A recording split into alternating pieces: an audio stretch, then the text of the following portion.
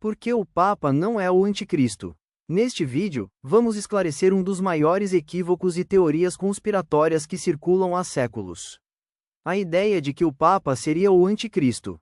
Com base em fatos históricos, análises teológicas e interpretações bíblicas, desvendamos a verdade por trás desse mito. Se você quer entender melhor quem realmente é o Anticristo segundo as Escrituras e por que o Papa não se encaixa nesse papel, este vídeo é para você. O Papa não é o Anticristo. Para falarmos sobre o fato de que o Papa não é o Anticristo, é necessária uma explicação bem racional sobre o motivo. Existem vários detalhes e muitas escrituras, que usaremos como provas. Não é a nossa intenção defender o papado, ou os papas, nem a Igreja Católica em si, ou qualquer religião que seja. Nossa principal razão é desfazer essa crença, e esclarecer a dúvida de muitas pessoas, principalmente das que foram criadas dentro do catolicismo e do reformismo cristão. Mostraremos muitas escrituras bíblicas, peço que os cristãos nos perdoem, pois já estão cansados de saber delas, porém há muitos que nunca leram a Bíblia nem sequer foram a uma missa. Então, por amor a eles, tenham paciência com os detalhes que serão esmiuçados e feito em pedacinhos, para que todos entendam. No livro Evangelho de João capítulo 5, verso 43, Jesus disse ao povo judeu: Eu vim em nome de meu Pai, e vocês não me receberam, mas se outro vier em seu próprio nome, a esse vocês receberão. E essas palavras foram ditas pelo Senhor Jesus Cristo, na ocasião em que curava um homem paralítico e impotente que vivia deitado junto ao tanque de Betesda. Isso ocorreu num dia de sábado, e os inimigos de Cristo fizeram disso a ocasião perfeita para um ataque cruel contra ele. Ainda em João capítulo 5, verso 16, está escrito: Por isso os judeus perseguiam a Jesus e procuravam matá-lo, porque ele fazia essas coisas no dia de sábado. Então Jesus, para justificar o porquê fez a realização desse milagre no sábado, diz o verso 17, que o Senhor Jesus respondeu a eles: Meu Pai trabalha até agora, e eu trabalho também. Deixando claro para que todos entendessem que ambos tinham pais diferentes, porque se o pai de Jesus trabalhava no sábado, e o filho o imitava, o pai deles não trabalhava e ainda impunha que eles também não trabalhassem, e obrigassem todos a fazerem o mesmo, em reverência ao falso pai. Mas isso só serviu para intensificar a inimizade deles contra Jesus, pois diz no verso 18: Portanto, os judeus procuravam ainda mais matá-lo, porque ele não somente violava o sábado, mas também dizia que Deus era seu pai, fazendo-se igual a Deus. Em resposta, Jesus Cristo fez um discurso apresentando provas de sua divindade, dando as testemunhas que o aprovavam como vindo de Deus Pai. Verso 33, uma dessas testemunhas era João Batista, no verso 36, outra testemunha eram as suas boas obras, e no verso 39, as escrituras deles mesmos davam provas a seu favor, pois elas afirmavam que viria a eles um Messias e um Salvador. E ele estava ali diante deles, mas eles não o aceitavam. Então ele se voltou para aqueles que se opunham a ele e disse: Vocês não querem vir a mim para terem vida. Mas eu vos conheço, sei que não tendes em vós o amor de Deus. Eu vim em nome de meu Pai, e não me recebeis, se outro vier em seu próprio nome a esse recebereis. Verso 40 ao 43, e no verso 44, os confrontou com mais esta pergunta: Como podem crer, se recebem a honra e glória uns dos outros e não buscam a honra e glória que vem somente de Deus? Esses judeus recebiam a glória uns dos outros, não buscavam a de Deus, pois não tinham o amor de Deus neles. Eles não queriam a aprovação de Deus, pois sabiam que com suas más obras jamais alcançariam sua bênção, e sabendo disso, buscavam elogios vindo deles mesmos, ou seja, um elogiava o outro. Não estamos inventando, está escrito na Bíblia: todo mundo tem uma em casa, abra e leia. João 5, verso 41. Portanto foi aquele que veio a eles em nome do Pai, e que não recebeu a glória dos homens, que foi rejeitado por eles. E assim essa rejeição de Israel ao verdadeiro Messias os preparou, moralmente, para receber o falso Messias, pois ele virá em seu próprio nome, fazendo a sua própria vontade, e receberá a glória dos homens. O futuro aparecimento deste anticristo que virá em seu próprio nome, foi anunciado pelo próprio Senhor Jesus Cristo. Esse anticristo será recebido não apenas pelos judeus, mas também por todo o mundo, e será reconhecido como chefe e governante, já vemos todos os movimentos para unir as igrejas em uma união da cristandade, juntamente com os esforços para estabelecer uma Liga de Nações, tudo apenas preparando o caminho para esse personagem já retratado pelo Senhor Jesus Cristo. Vocês devem observar o cenário político mundial, os líderes que se destacam. Perceber que haverá muitas semelhanças notáveis entre o verdadeiro e o falso Cristo, porém mais numerosas serão as diferenças entre o Filho de Deus e o Filho da perdição. Comparem as suas obras e saberão identificar quando ele aparecer no cenário mundial. O Senhor Jesus desceu do céu, o anticristo subirá do abismo, veja em Apocalipse 11, verso 7. O Senhor Jesus veio em nome de seu Pai, esvaziou-se de sua glória, viveu em total dependência de Deus e recusou-se a receber a honra dos homens, mas o homem do pecado virá em seu próprio nome, incorporando todo o orgulho do diabo. Opondo-se e exaltando-se não apenas contra o Deus, o Pai verdadeiro, mas contra tudo e todos os que levam seu nome, e seu anseio mais profundo será receber a honra e glória de todos os homens. No livro da primeira carta de João, capítulo 2, verso 18 é citado: Filhinhos, esta é a última hora, e como ouvistes sabes que o anticristo vem, e já muitos anticristos se têm levantado, por isso conhecemos que é a última hora. O anticristo é claramente diferente de todos os que vêm, e dos que preparam o caminho para a sua chegada. O verbo vem é o mesmo usado para o Senhor Jesus Cristo em referência à sua primeira e à sua segunda vinda. O anticristo também é aquele que vem, e será um ser individual, ou seja, será uma pessoa. Ele tem características e títulos. Leiam em 2 Tessalonicenses 2, ele é chamado de o homem do pecado, o filho da perdição, aquele que se opõe e se exalta, o maligno, aquele cuja vinda é segundo a operação de Satanás. Todas essas coisas apontam para um único indivíduo, igual as predições messiânicas apontam para uma única pessoa de nosso Senhor Jesus Cristo. Para que tenhamos certeza da época que ele se manifestará, temos também textos fora da Bíblia, textos antigos de pessoas idôneas, vamos destacar entre eles, apenas 3. A primeira vem de um documento muito antigo, chamado de O Ensino dos Apóstolos, que provém do início do 2º século, que diz: Pois nos últimos dias os falsos profetas e os destruidores se multiplicarão, as ovelhas se transformarão em lobos, e o amor se transformará em ódio. Pois quando a iniquidade aumentar, eles se odiarão, perseguirão e trairão uns aos outros, e então aparecerá o enganador do mundo como Filho de Deus, que fará sinais e prodígios, a terra será entregue em suas mãos, e ele praticará iniquidades como nunca foram feitas desde o princípio do mundo. Então a raça humana passará pelo fogo da prova, e muitos serão ofendidos e perecerão, mas aqueles que perseverarem na fé até o fim serão salvos. A segunda foi retirada dos escritos de Cirilo, que foi bispo de Jerusalém no século IV, e diz: Este anticristo mencionado anteriormente, virá quando os tempos da soberania dos romanos estiverem cumpridos, então os eventos finais do mundo estarão próximos. A princípio, ele assume um caráter gentil, como se fosse uma pessoa sábia e compreensiva, fingindo moderação e filantropia, enganando os judeus tanto por meio de milagres mentirosos, quanto por prodígios que vêm de seus enganos mágicos, eles o receberão como se fosse o Messias esperado. Depois, ele se entregará a todo tipo de maldade, crueldade e excesso, de modo a superar todos os que foram injustos e ímpios antes dele, tendo uma mente sanguinária, implacável e impiedosa, cheio de artimanhas astutas contra todos, e especialmente contra os crentes. Mas, tendo ousado tais coisas por 3 anos e 6 meses, ele será destruído pela segunda vinda gloriosa do Filho verdadeiramente unigênito de Deus, do céu, que é nosso Senhor e Salvador, Jesus, o verdadeiro Messias, que tendo destruído o anticristo pelo espírito de sua boca, o entregará ao fogo do Geena. A terceira citação é retirada dos escritos de Gregório de Tours, que escreveu no final do século VI da era cristã. Ele diz: Quanto ao fim do mundo, acredito no que aprendi com aqueles que foram antes de mim. O anticristo assumirá a circuncisão, afirmando ser o Cristo.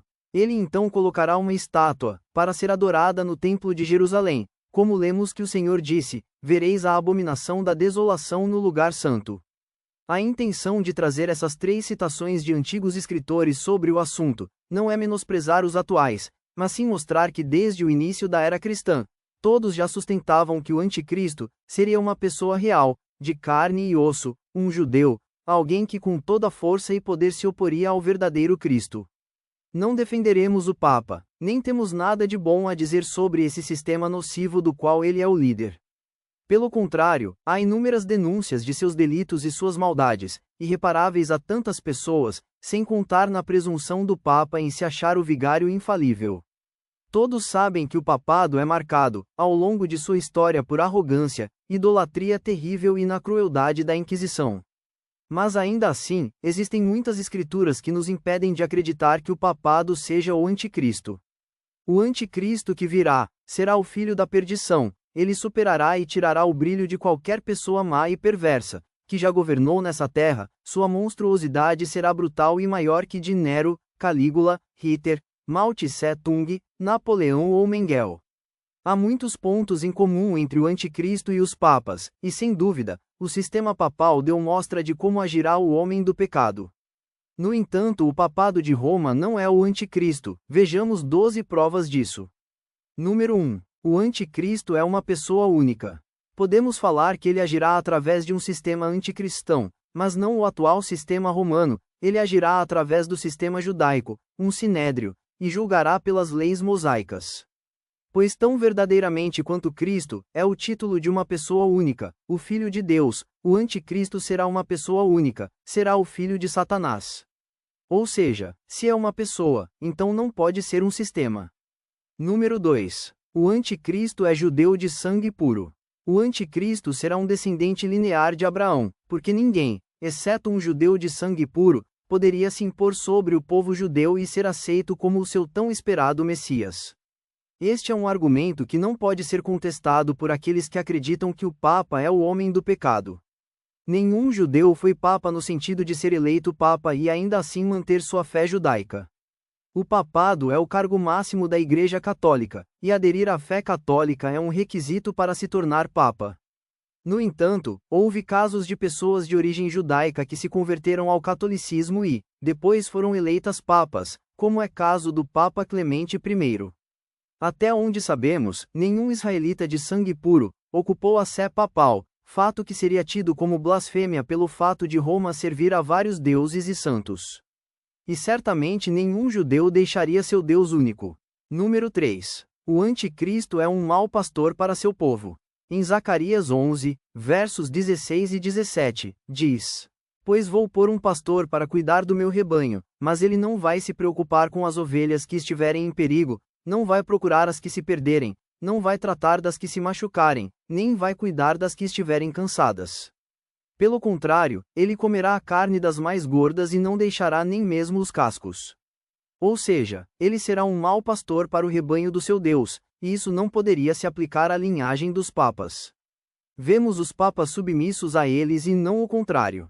E nenhum papa pastoreia esse rebanho, ele é pastoreado somente por rabinos. Número 4. O anticristo reinará de dentro do templo.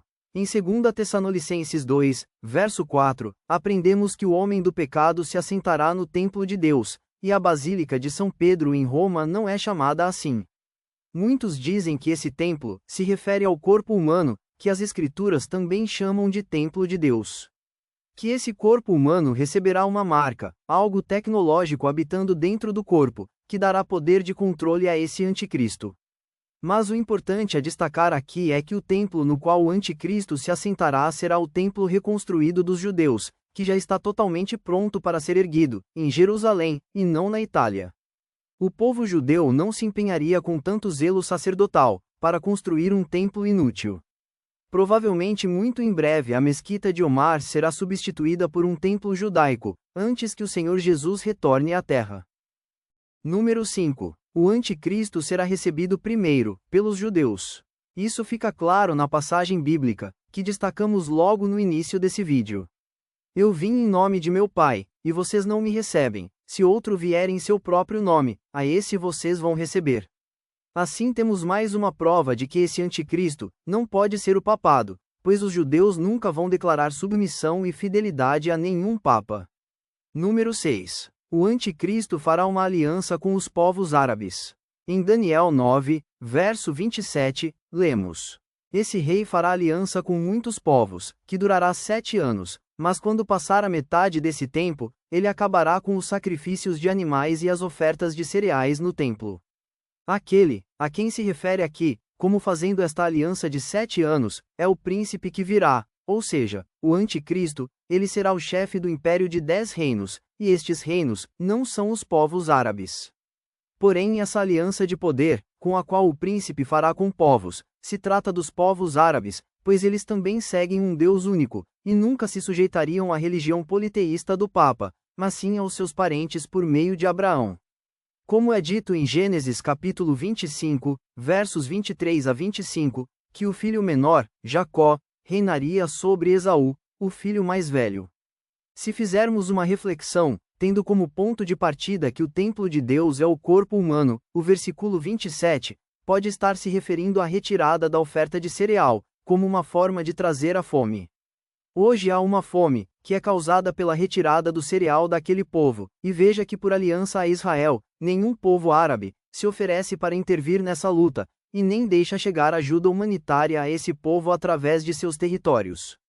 Foi retirado o sacrifício de animais, e colocado o sacrifício humano no lugar, são crianças pequenas, o templo de Deus sendo sacrificado. Os papas não são linhagem de Abraão. Número 7. O anticristo terá um palácio próximo ao canal de Suez. Em Daniel 11, verso 36 e 45 diz: E ele plantará as tendas do seu palácio entre os mares, no glorioso Monte Santo. De lá, esse rei fará conforme a sua vontade, e se exaltará e se engrandecerá sobre todo Deus, e falará coisas terríveis contra o Deus dos deuses, e prosperará até que a indignação se cumpra, porque está determinado, e isso se fará. Isso é mais do que suficiente para identificar com certeza aquele mencionado no último versículo de Daniel 11. O anticristo plantará o seu palácio entre os mares, isto é, entre o Mediterrâneo e o Mar Vermelho. Essa terra é a península do Sinai que hoje pertence ao Egito. Essa península é uma faixa de terra que separa a África da Ásia, e conecta os dois mares através do canal de Suez. O Sinai também conhecido por sua importância histórica e religiosa, sendo palco de eventos importantes mencionados na Bíblia, como a descida dos anjos, para entregar os 10 mandamentos a Moisés. Perceba que isso não pode ser aplicado ao Papa, pois seu palácio está localizado no Vaticano, na Itália. Número 8. O anticristo está sendo impedido de se manifestar. Muitos dizem que é a igreja cristã, como um corpo místico de Cristo, que não foi ainda arrebatada da terra, e é a sua presença física que impede essa aparição. Outros dizem que só após o evento desse possível arrebatamento, é que o anticristo se revelará ao mundo. Mas reflitamos juntos, a igreja de hoje é a mais corrupta de todos os tempos, como então ela teria poder de impedir um ser mais corrupto que ela de aparecer? Propondo outra reflexão, que parece a mais verdadeira, já que o ser humano em si não tem poder sobre esse anticristo. O único que pode impedir ele de se manifestar é o Espírito do Pai de Jesus, o Consolador, o único Espírito, o Espírito da verdade.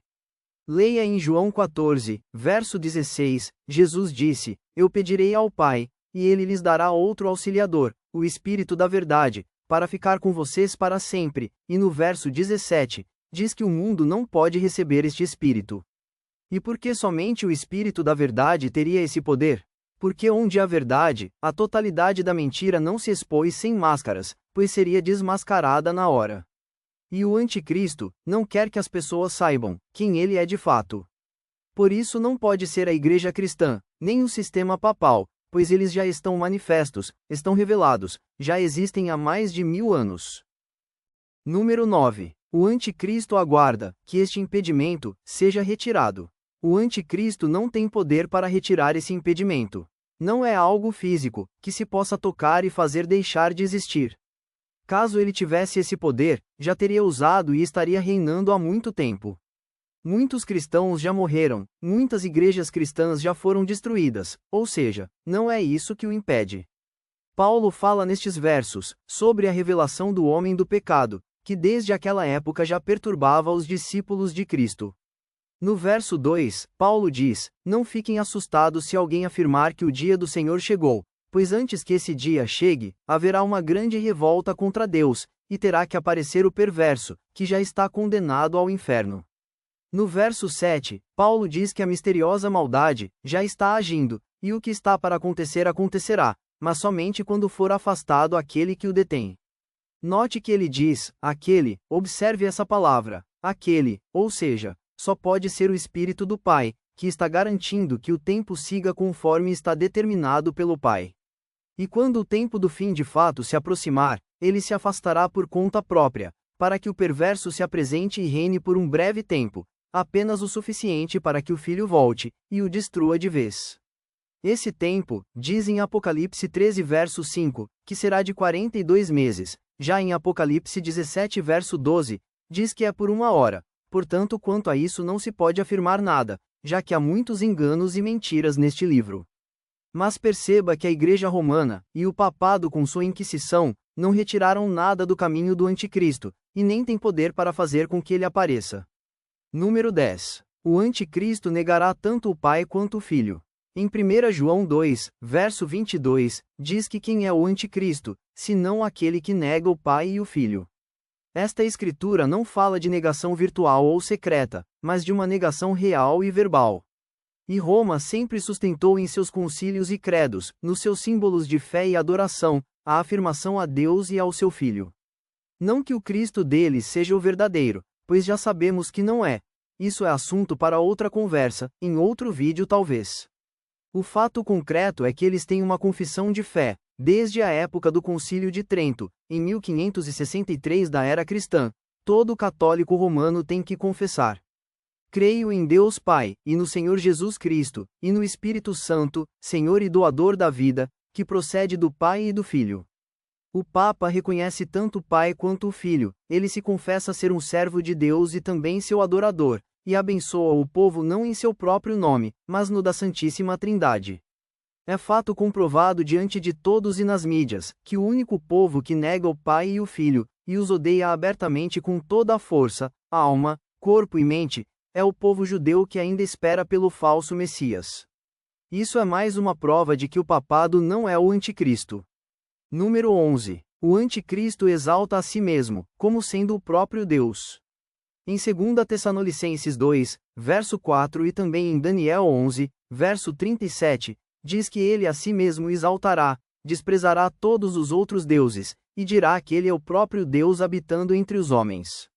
Os papas fizeram muitas afirmações falsas de si mesmos, no entanto, sempre disseram que seus decretos foram enviados por Deus, ao Papa, que é o vice-gerente de Deus, o vigário de Cristo, reconhecendo assim, um poder divino acima do seu.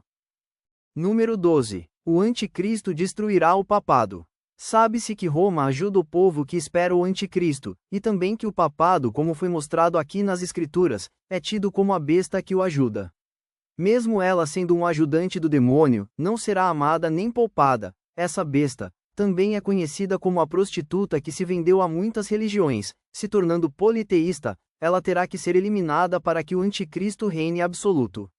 Até agora, vemos Roma reinando sobre todos os governantes da terra, fazendo a cena para os que de fato governam, por detrás do palco. Veja o que está escrito em Apocalipse 17, verso 16. Os 10 chifres, ou seja os 10 reinos ancestrais, que você viu e o monstro, que é o Anticristo, odiarão a prostituta, a tornarão desolada e nua, comerão a sua carne, e a queimarão no fogo.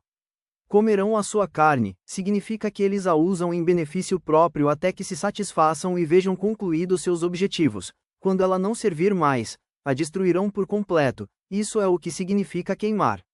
Verso 17 diz: ainda sobre os 10 reis, que concordam entre si para entregar seu poder e governo ao monstro. Isso se refere ao Anticristo ser de linhagem real de reis antigos, e que até os dias de hoje reinam, mas que no fim dos tempos não reinarão mais separados, eles se unirão e juntos darão poder para que ele, um único rei, governe. Darão poder financeiro, poder legislativo, poder militar e tudo o que for necessário, para que o maligno, o Deus deles, se manifeste em carne e osso através da pessoa física do Anticristo. Verso 18, diz: a mulher que você viu é a grande cidade que domina os reis do mundo inteiro, o Vaticano. Muitos dizem que esta cidade é Nova York, nos Estados Unidos, mas lá não tem ninguém vestindo roupas escarlates, como diz Apocalipse. Portanto, a mulher, assentada sobre 7 montes, é o Vaticano em Roma ou a própria Jerusalém, porém o anticristo não destruiria sua própria morada. A estátua da liberdade está assentada sobre as águas, também tem simbologia apocalíptica, mas será um assunto que fica para outro vídeo. E por que o papado ou a besta serão destruídos? É porque o sistema de governo do anticristo, como já foi dito aqui, não será o sistema politeísta papal, e sim o sistema judaico, com apenas um Deus, com apenas uma moeda, o shekel, e com apenas um sistema judiciário sob uma única lei, a lei de Moisés. Haverá somente 2 tipos de pessoas, os judeus e os Ben-Noas, que serão os gentios obrigados a adorar o único Deus de Israel. Aqui, o anticristo enganará a muitos cristãos, pois nas igrejas evangélicas, eles já seguem o Deus de Israel e nem sabem quem ele é de verdade. Mais uma vez fica provado que o papado não é o anticristo, pois o papado será destruído pelo anticristo, e quem destruirá o anticristo para sempre, será o verdadeiro Messias, o Filho de Deus Pai quando vier nas nuvens dos céus, como dito em 2 Tessalonicenses 2, verso 8 e em Mateus capítulos 24 e 25. Chegamos ao fim deste estudo, que não reflete a crença nem a fé de todos. Há muitos que hão de discordar do que foi mostrado, mas cremos que a maioria irá refletir mais sobre essa questão tão importante nos dias de hoje. Esperamos ter agregado reflexões sinceras em seus corações, e mais conhecimentos. Caso tenham dúvidas e opiniões diferentes, escrevam nos comentários, usando sempre de respeito para com todos dessa comunidade. Compartilhe com seus amigos. Nos veremos no próximo vídeo desta série, o Anticristo. Obrigado.